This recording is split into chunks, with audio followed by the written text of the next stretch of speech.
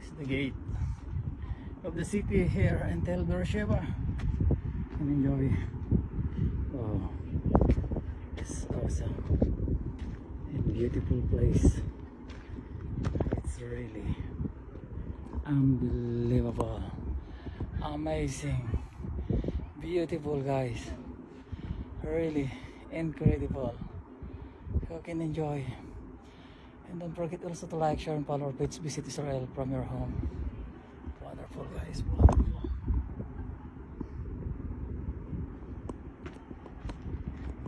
It's really awesome place.